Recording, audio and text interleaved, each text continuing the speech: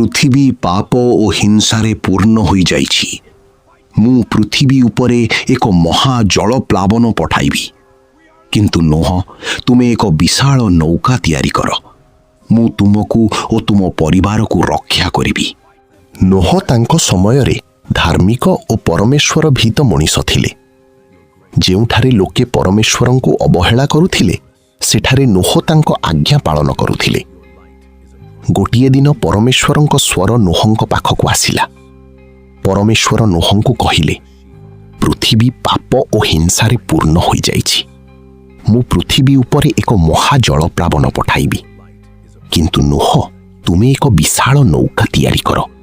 ମୁଁ ତୁମକୁ ଓ ତୁମ ପରିବାରକୁ ରକ୍ଷା କରିବି। ତାପରେ ନୋହ ପରମେଶ୍ୱରଙ୍କ ଆଜ୍ଞା ଅନୁସାରେ ନୌକା ତିଆରି କରିବା ଆରମ୍ଭ କଲେ। ଦିନ ପରେ ଦିନ, ବର୍ଷ ପରେ ବର୍ଷ ସେ ନିରନ୍ତର ପରିଶ୍ରମ କରୁଥିଲେ। ଲୋକମାନେ ତାଙ୍କୁ ହାସ୍ୟାସ୍ପଦ କରୁଥିଲେ। ଲୋକମାନେ ନୋହଙ୍କୁ ପରିହାସ କରି କହିବାକୁ ଲାଗିଲେ, ଶୁଷ୍କ ଭୂମିରେ ନୌକା କାହିଁକି ତିଆରି କରୁଛ?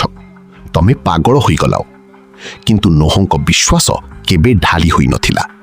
ତାପରେ ଗୋଟିଏ ଦିନ ଆକାଶ କଳା ମେଘରେ ଢାଙ୍କିଗଲା।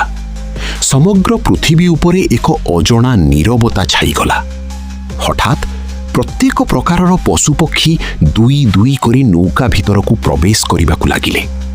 ସିଂହ, ହାତୀ, ପକ୍ଷୀ ସମସ୍ତେ ପରମେଶ୍ୱରଙ୍କ ଆଜ୍ଞା ଅନୁସାରେ ଆସିଲେ।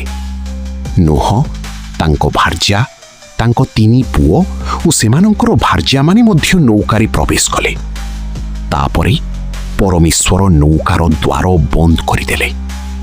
ଆକାଶରେ ଭୟଙ୍କର ବଜ୍ରଧ୍ୱନି ଶୁଣାଗଲା। ବର୍ଷା ଆରମ୍ଭ ହେଲା। 40 ଦିନ ଓ 40 ରାତି ପର୍ଯ୍ୟନ୍ତ ବର୍ଷା ଅବିରତ ହେଉଥିଲା। ନଦୀଗୁଡ଼ିକ ଉଫାନ ମାରିଲା। ପର୍ବତମାନେ ମଧ୍ୟ ଜଳରେ ଢାକିଗଲେ। ସମଗ୍ର ପୃଥିବୀ ଜଳମଗ୍ନ ହୋଇଗଲା। କିନ୍ତୁ ସେହି ଭୟଙ୍କର ଝଡ଼ ମଧ୍ୟରେ ନୌକା ସୁରକ୍ଷିତ ଭାବେ ଜଳ ଉପରେ ଭାସୁଥିଲା, କାରଣ ପରମେଶ୍ୱର ତାଙ୍କୁ ବିଶ୍ୱାସ କରୁଥିବା ଲୋକଙ୍କୁ ରକ୍ଷା କରନ୍ତି। ଅନେକ ଦିନ ପରେ ବର୍ଷା ବନ୍ଦ ହେଲା। ଜଳ ଧୀରେ ଧୀରେ କମିବାକୁ ଲାଗିଲା। ଏକ ଦିନ ନୌକା ଆରାରାଟ ପର୍ବତ ଉପରେ ରୋକିଗଲା।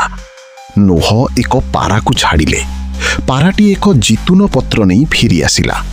ନୋହ ବୁଝିଗଲେ ଯେ ପୃଥିବୀ ପୁଣି ଥରେ ଜୀବନ ପାଇଛି। ନୋହ ପରମେଶ୍ୱରଙ୍କୁ ଧନ୍ୟବାଦ ଦେଇ ଉପାସନା କଲେ। ତାପରେ ପରମେଶ୍ୱର ଆକାଶରେ ଏକ ଇନ୍ଦ୍ରଧନୁ ରଖିଦେଲେ। ପରମେଶ୍ୱର କହିଲେ, ଏହି ଇନ୍ଦ୍ରଧନୁ ମୋର ଚୁକ୍ତିର ଚିହ୍ନ ହେବ। ମୁଁ ପୁଣି କେବେ ଜଳପ୍ଲାବନ ଦ୍ୱାରା ପୃଥିବୀକୁ ନଷ୍ଟ କରିବି ନାହିଁ।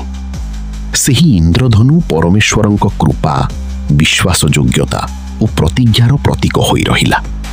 ଯେତେବେଳେ ସମଗ୍ର ପୃଥିବୀ ଅନ୍ଧକାରରେ ଡୁବି ଯାଇଥିଲା, ସେତେବେଳେ ଜଣେ ମଣିଷ ପରମେଶ୍ୱରଙ୍କୁ ବିଶ୍ୱାସ କଲେ। ଅନ୍ୟମାନେ ସନ୍ଦେହ କରୁଥିଲେ, କିନ୍ତୁ ନୋହ ବିଶ୍ୱାସ କରିଥିଲେ ଏବଂ ତାଙ୍କ ବିଶ୍ୱାସ ଦ୍ୱାରା ଏକ ନୂତନ ଆରମ୍ଭ ଜନ୍ମ ନେଲା। ନୋହ ପରମେଶ୍ୱରଙ୍କ ସହିତ ବିଶ୍ୱାସରେ ଚାଲୁଥିଲେ। ଆଦି ପୁସ୍ତକ 6:9।